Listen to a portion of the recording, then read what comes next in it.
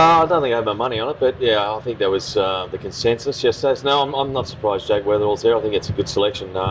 He's earned his right to be picked for Australia. He's done really well over the last couple of years.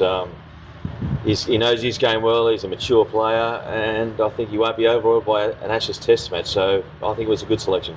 Renshaw and Constance will probably go away now. What advice do you give them to keep fighting?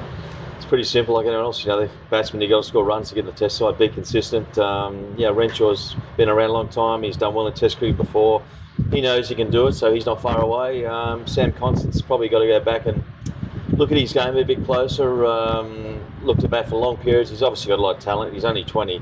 He'll come back and play for Australia. So it's about consistency and knowing your game. And at the end of the day, for batsmen, it's about scoring runs. Scotty Boland's come in and done so well. Do you reckon he's ready for a full Test schedule? Look, he's incredible what he's done. He's never let Australia down. His record's exceptional at that level. He knows where to put the ball. He bowls well in all conditions. He's a consummate professional. Doesn't get overawed. So, yeah, I don't know how many tests he's going to play, but he's certainly earned his spot in the team, and he won't let Australia down. Back on. You guys go. Yeah. Yep. Steve, of course, coming to India versus Australia, it has been such a lovely wide world tour. What are your takes on the kind of the cricket these two teams are playing, especially in the T20 format, redefining the game? Travis said in one side, Abhishek Sharma in other side, redefining the game. A word on the modern day T20 brand of cricket played by India. Yeah, well, obviously all the players know each other pretty well. They play together in the IPL, so it's pretty friendly out there, and it's great to watch. And what a fantastic stadium this is. I think it's very intimate. The crowd's really close to the ground. There's fresh air coming through the stadium, so it's nice to play at a venue like this where it's not concrete sort of coliseum. I like this sort of venue. I think it's suited for T20 tonight. It's going to be exciting. Both teams in pretty good form. I've never seen David bat live, so I'm looking forward to seeing that tonight. Mitch Marsh doing a good job. India, quality side, so it's all set up for a great game. 1-1, India, Australia. That rivalry is pretty fierce now. Both teams are generally the top teams in world cricket, so they both want to obviously get one over the opposition and win the series. Another player who has taken a lot of headlines in recent times is Jasprit Bumrah. But there's always a question around his workload, how to manage him. If you are a captain managing Jasprit Bumrah, what would you say? Play all the games on wicket as well as I think as a captain, you yourself, I want you to play every game because he's such a great bowler and he's capable of winning matches. I think at his age, and he's played a lot of cricket, he would know his body better than anyone else, so he's a good judge of that. But I think players like Bumrah, they want to play as much as they can. I mean, it's a real privilege to play for your country. It's an honour. You never know when your last game is. So if I'm someone like him, I'd play as much as I can. Not think about resting or conserving energy or maybe looking after the body. I think if you're ready to play, then you go and represent your country. Since we are talking about this particular round and India playing here, women last year I think they played a test match at this venue. They have recently won the World Cup, of course. So do you think the women's cricket will grow after India winning the World Cup, like what we have seen maybe after 2020, 2007, when India won the T20 World Cup, T20 cricket. I think women's sport in general is taking off all around the world, and it's great to see. And cricket for sure. I mean, India winning the World Cup, the women's team winning, and that was a fantastic victory after losing a couple of games, playing so well in the big matches.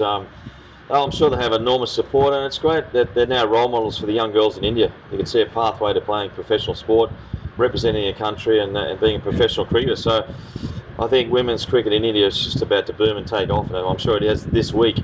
And we'd love to see them playing more out in Australia. And Australia versus India anywhere is fantastic. So let's see them play out here on the Gold Coast as well. Would you have liked ODI game also to be played here because of the presence of Virat Kohli and Rohit Sharma in that spot and the kind of the fan following that they bring to the table? Will you miss their presence here? Virat Kohli, Rohit Sharma, two all-time great players, and in Virat Kohli probably the greatest one-day player of all time. I think you want to see them play everywhere. I mean, people on the Gold Coast would have loved to have seen them play, but they can't play every match. And whilst they're still playing for India, that's fantastic. But they've got a modern T20 side now, a lot of exciting stars playing. The game has got to evolve, but it's always great to see all-time great players in action. Someone like Virat Kohli, that's once in a generation sort of player. So if you get a chance, you want to see him play. Thank you. One last one on the Ashes, Steve. You called for George to make the hard calls. How long would you give, say, Usman if he can't find some runs early? Yeah, look, that was just I was just answering a question yesterday, and I thought, that potentially we could have made the transition a bit smoother. I think that the last 18 months we could have had a couple of openers put in place. We've had Steve Smith opening batting, Travis Head, Sam Constance, Usman Khawaja. It's been up and down and a bit mixed messages. I think that could have been planned a little bit better. With George Bailey, I guess I was referring to making the hard call going back to Tim Payne when he sort of excused himself from making a call on Tim Payne's selection. I think as a chairman of selectors, you've got to make hard calls even if they're your friends. That's part of your job. So that's more what I was referring to yesterday. The tough calls have got to be made in any sport, and it's not always easy. And at chairman of selectors, you're not going to be the most popular person, but sometimes you've got to just make the hard calls for the benefit of the team. So still time for us. Well, he's in the side, so he's got to score runs like anyone else. There's no one's guaranteed a spot, and I was actually surprised Usman was picking the side last week, but now he's in the team. He's got to score runs like everyone else, and it doesn't matter what you've done in the past or what you may do in the future. It's about this next game in Perth, and that's crucial that the top order get runs. One from the outfield, Steve, and apologies if you've answered this before, but the Gabba's future very much on the line. How do you feel about that, and does it open the door for other venues like this to host bigger cricket matches in the future? Well, I'm not really privy to whether Gabba's on the line or not. It's something I haven't heard, but I think it's good to see other venues like this get opportunities.